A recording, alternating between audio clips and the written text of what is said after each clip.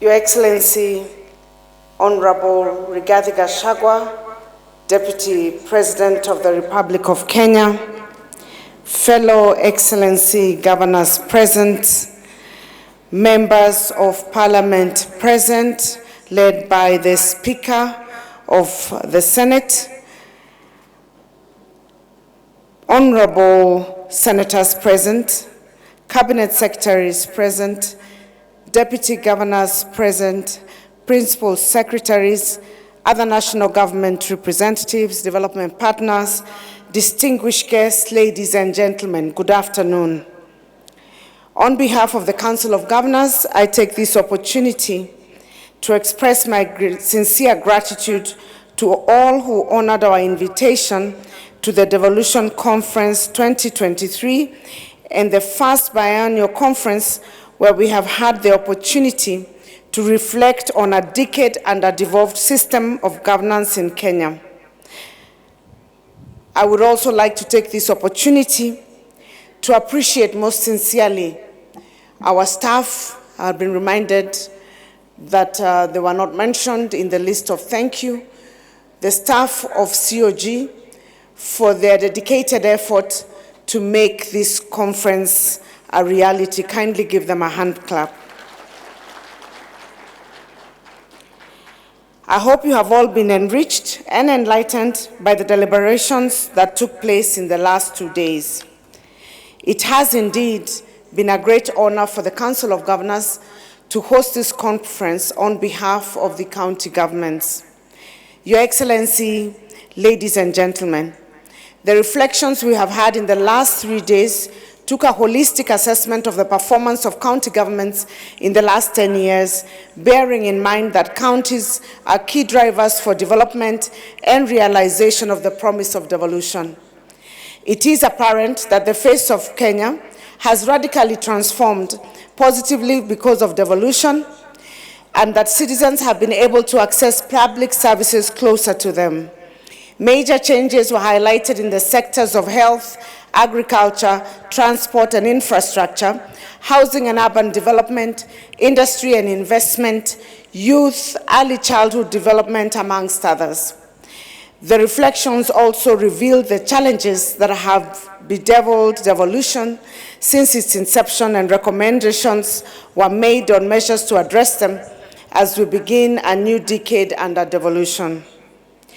Your Excellency, ladies and gentlemen, as we close this conference today, let me give a few highlights of the 3 days.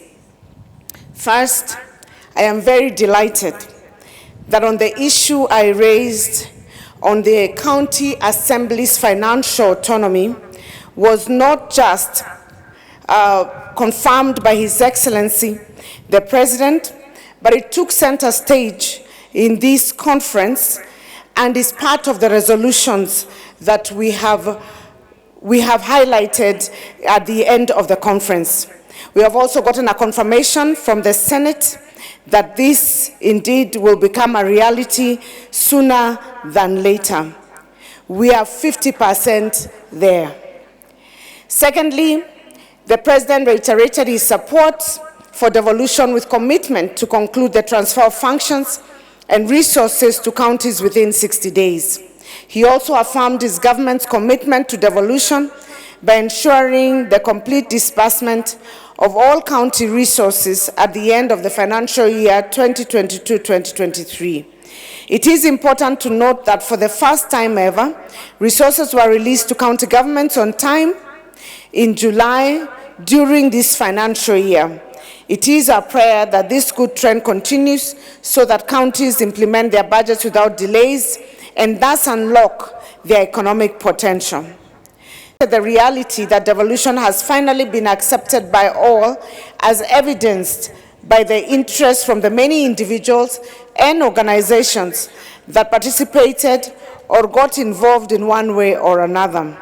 The two levels of government and the other players have realized and resolved that they need to move away from competition and embrace complementarity through cooperation, collaboration, and coordination in the discharge of their mandates. This conference also demonstrated that it is a reality in Kenya today that nobody, whether in the public or private sector, can do anything outside the context of devolution.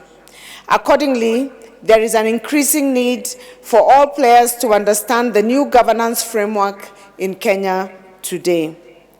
Your Excellency, ladies and gentlemen, in the past 10 years, a number of players at the national level of government have proceeded on the basis that their sectors are not devolved and therefore have nothing to do with devolution.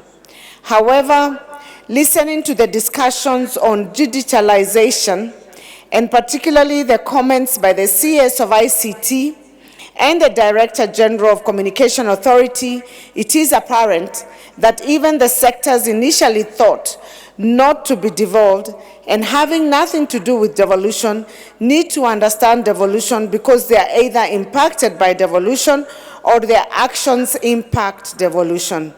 In short, Your Excellency, nothing in this country can move forward without the involvement of counties, a reality we are all have to happily face. It was very refreshing to hear Honorable Ndindi Nyoro suggest that there is an urgent need to start pegging the division of revenue between the two levels of government on the annual projected budget estimates as opposed to the audited accounts, as this will ensure that counties get more resources to enable them implement the many functions that they have. And that coming from the Chair of Budgets in the National Assembly is very encouraging, and we look forward to the conversation with both houses of Parliament, both the Senate and the National Assembly, to make that a reality. Your Excellency, ladies and gentlemen, as Kenyans come together to commit to strengthening devolution, we are happy and ready to work with all of you to help Kenyans realize the promise of devolution. As I conclude, I take this opportunity to convey the assurance of county government's commitment to making devolution work. We will work hand in hand with our respective county assemblies towards this end. As His Excellency, the Deputy President, Honorable Rigathi Gachagua, comes up to make his remarks, I wish to thank you once again for honoring us with your presence.